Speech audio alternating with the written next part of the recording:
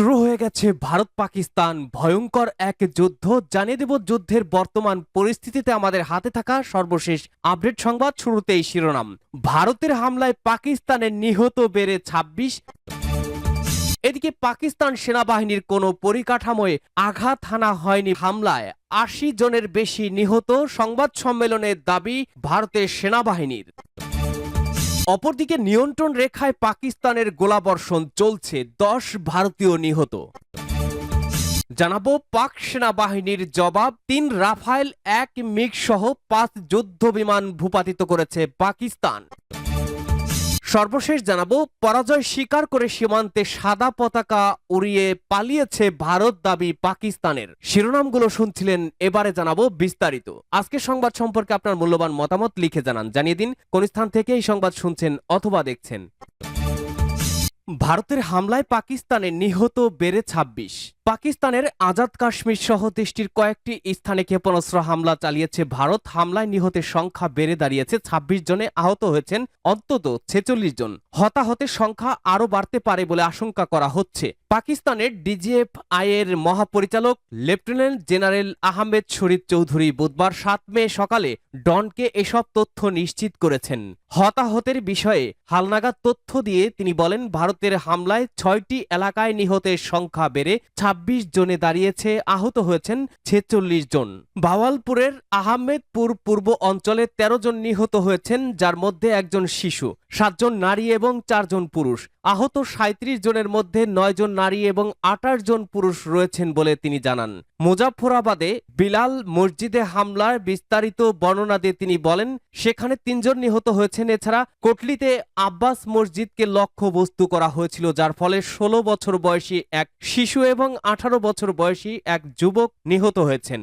পাকিস্তান সেনাবাহিনীর কোনো পরিকাঠামোয় আঘাত হানা হয়নি হামলার পরে জানিয়েছে ভারত। পাকিস্তানি সেনাবাহিনীর কোনো পরিকাঠামোয় আঘাত হানা হয়নি। লক্ষ্যবস্তু নির্ধারণ এবং আঘাত হানার প্রশ্নে ভারত যথেষ্ট সংযম দেখিয়েছে বলে জানিয়েছে দেশটির প্রতিরক্ষা মন্ত্রণালয়। মঙ্গলবার দিবাগত রাত ৩:৩০টায় ভারতের প্রতিরক্ষা মন্ত্রণালয়ের তথ্য সম্প্রচার বিভাগের অতিরিক্ত মহাপরিচালক সামাজিক যোগাযোগ মাধ্যম এক্সে এক পোস্টে এই তথ্য নিশ্চিত করেছেন।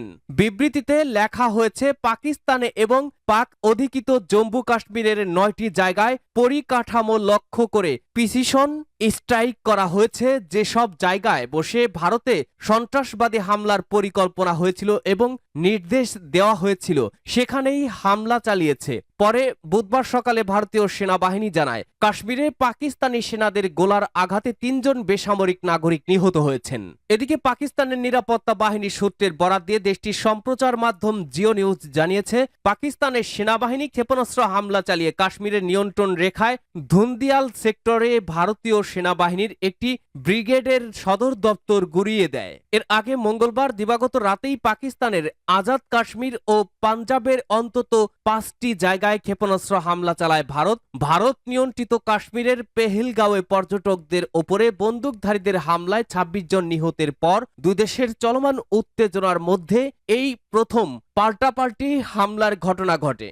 এদিকে পাকিস্তানে হামলা নিয়ে সংবাদ সম্মেলন ভারতের। পাকিস্তানের হামলায় ৮০ জনের বেশি নিহত, দাবি ভারতের। জম্মু ও কাশ্মীরে সন্ত্রাসী হামলার জেরে তৈরি উত্তপ্ত পরিস্থিতির মধ্যে বুধবার ভোর রাতে পাকিস্তানের বেশ কয়েকটি শহরে একযোগে ক্ষেপণাস্ত্র হামলা চালায় ভারত। ভারতীয় নিরাপত্তা সূত্র জানিয়েছে, দেশটির ৩ বাহিনী, স্থল, নৌ ও বিমান বাহিনী সমন্বিতভাবে এই অপারেশন চালিয়েছে। এতে ৮০ থেকে ৯০ জঙ্গির মৃত্যু হয়েছে বলে দাবি করেছে তারা। ভারতের সেনাবাহিনী দাবি করেছে, এই অভিযানে জঙ্গি গোষ্ঠী জইশ-ই মোহাম্মদ, লস্কর-ই তৈয়বা এবং হিজবুল মুজাহিদিন এর অন্তত ৯টি ঘাঁটি ধ্বংস করা হয়েছে। ভারতের গোয়েন্দা সংস্থার মতে সবচেয়ে বড় দুটি হামলা হয়েছে ভাওয়ালপুর এবং মুরিদেকে, যেখানে প্রায় ২৫ থেকে ৩০ জন জঙ্গি নিহত হয়েছে। সংবাদ মাধ্যম ইন্ডিয়া টুডের খবরে বলা হয়েছে, বিশেষ করে মুরিদকেদে অবস্থিত মসজিদ ও মারকাজ তাইয়ুবা, যা লস্কর-ই তাইয়ুবার আদর্শিক কেন্দ্র এবং দীর্ঘদিন ধরে পাকিস্তানের সন্ত্রাসের নার্সারি হিসেবে পরিচিত, সেটিকে সফলভাবে লক্ষ্যবস্তু করা হয়। ভারত বলেছে, হামলা চালানোর এই ৯টি স্থানের মধ্যে ৪টি পাকিস্তানের ভেতরে এবং ৫টি আজাদ কাশ্মীরে অবস্থিত। ভারতের দাবি এই অভিযানে পাকিস্তানি কোনো সেনাঘাঁটি লক্ষ্যবস্তু করা হয়নি। এই ঘটনাকে সরাসরি যুদ্ধ ঘোষণা হিসেবে অভিহিত করেছে পাকিস্তান। নিয়ন্ত্রণ রেখায় পাকিস্তানের গোলাবর্ষণ, 10 ভারতীয় নিহত। ভারত শাসিত কাশ্মীরের পহেলগাঁওয়ে হামলা নিয়ে উত্তেজনার মধ্যেই পাকিস্তানে ক্ষেপণাস্ত্র হামলা চালিয়েছে ভারত। পাল্টা জবাবে রাতেই হামলা চালিয়েছে পাকিস্তান। সকাল থেকে নিয়ন্ত্রণ রেখায় গোলাগুলি চলছে দুদেশের। এতে অন্তত 7 জন নিহত হয়েছেন বলে জানিয়েছে সংবাদ সংস্থা পিটিআই। ভারতের কয়েকটি পত্রিকা অবশ্য মৃত্যুর সংখ্যা 10 জন বলে দাবি করেছে। জম্মু ও কাশ্মীরের লাইন অফ কন্ট্রোলে গোলাবর্ষণে হতাহতের খবর নিশ্চিত করেছে ভারতের একজন কর্মকর্তা। পিটিআই জানিয়েছে 2 জন শিশু ও 1 জন মহিলা সহ অন্তত 7 জন নিহত হয়েছে। একই হামলায় 38 জন মারাত্মকভাবে আহত হয়েছে। ভারতের সংবাদ মাধ্যম সংবাদ প্রতিদিনের সূত্রের বরাদ্দে জানিয়েছে ভারতীয়দের মৃত্যুর সংখ্যা 10 জন ছাড়িয়েছে। উত্তপ্ত পরিস্থিতির জেরে জম্মু ও কাশ্মীরের সীমান্তবর্তী গ্রাম থেকে বাসিন্দাদের নিরাপদ আশ্রয়ে সরিয়ে নিয়ে যাওয়া হচ্ছে। ভারতের হামলায় পাক সেনাবাহিনীর জবাব চলছে। 3 রাফাল, 1 মিগ সহ 5 যুদ্ধ বিমান ভূপাতিত করেছে পাকিস্তান। 5টি ভারতীয় যুদ্ধ বিমান ভূপাতিত করেছে। পাকিস্তানি সামরিক বাহিনীর মুখপাত্র জানান, এর মধ্যে 3টি ফ্রান্সের তৈরি রাফাল, 1টি রাশিয়ার তৈরি সু-30 ও অন্যটি মিগ-29 যুদ্ধ বিমান। সু-30 ও মিগ-29 যুদ্ধ বিমান সোভিয়েত আমলে তৈরি। পাকিস্তান সেনাবাহিনীর জবাব শুরু হয়েছে, সেটি ঘোষণা করেছিলেন আইএসপিআর প্রধান। এক্সপ্রেস ট্রিবিউনের খবরে বলা হয়, ভারতের হামলার জবাব দিতে শুরু করেছে পাকিস্তান সেনাবাহিনী। বুধবার 7 মে সকালে এক সংবাদ ব্রিফিংয়ে এ তথ্য জানিয়েছেন আন্তঃবাহিনী জনসংযোগ অধিদপ্তর বা পরিদপ্তর আইএসপিআর এর মহাপরিচালক লেফটেন্যান্ট জেনারেল আহমেদ শরীফ চৌধুরী। তিনি জানান, গভীর রাতে ভারতীয় বিমান বাহিনীর হামলায় পাকিস্তানের বেশ কয়েকটি বেসামরিক স্থাপনা ক্ষতিগ্রস্ত হয়। এতে এখন পর্যন্ত 8 জন বেসামরিক নাগরিক নিহত এবং 33 জন আহত হয়েছেন। পাকিস্তান সেনাবাহিনী এই হামলার জবাবে কঠোর ও সমন্বিত প্রতিক্রিয়া জানাচ্ছে বলে জানিয়েছেন আইএসপিআর প্রধান।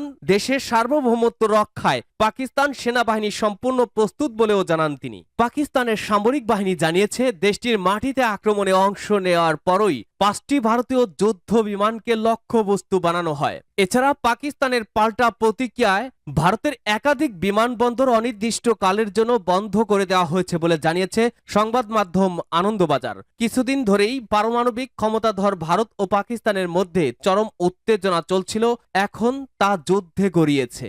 এদিকে পরাজয় স্বীকার করে সীমান্তে সাদা পতাকা উড়িয়েছে ভারত, দাবি পাকিস্তানের। পাকিস্তানের বেশ কয়েকটি স্থানে ক্ষেপণাস্ত্র হামলা চালিয়েছে ভারত, পাল্টা হামলা চালিয়েছে পাকিস্তানও। এমন অবস্থায় আরও বৃহত্তর সংঘাতের আশঙ্কা দানা বাঁধছে। এরই মধ্যে সীমান্তে ভারতীয় সেনাবাহিনী সাদা পতাকা উড়িয়েছে বলে দাবি করেছে পাকিস্তান। বুধবার 7 মে এই তথ্য জানিয়েছে সংবাদ মাধ্যম আল জাজিরা ও শামা টিভি। উচ্চ স্তরের নিরাপত্তা সূত্রের মতে পাকিস্তানি বাহিনী একটি শক্তিশালী প্রতিশোধমূলক অভিযান শুরু করেছে, যার ফলে সীমান্ত রেখা বরাবর একাধিক ভারতীয় সামরিক পোস্টের ব্যাপক ক্ষতি হয়েছে। সবচেয়ে বেশি ক্ষতিগ্রস্তদের মধ্যে ছিল চোরা কমপ্লেক্স, যেখানে ভারতীয় বাহিনী অবশেষে সাদা পতাকা উত্তোলন করেছে, যুদ্ধবিরতি বা আত্মসমর্পণের আন্তর্জাতিকভাবে স্বীকৃত প্রতীক। পাকিস্তানি বাহিনী প্রতিটি ভারতীয় উস্কানির উপযুক্ত জবাব দিচ্ছে বলে জানিয়েছেন এক নিরাপত্তা কর্মকর্তা। প্রতিবেদনে বলা হয়েছে, ভারতীয় সেনারা কাশ্মীরকে বিভক্তকারী সীমান্তের নিয়ন্ত্রণ রেখার একটি সামরিক চৌকিতে সাদা পতাকা উত্তোলন করেছে বলে পাকিস্তান দাবি করেছে।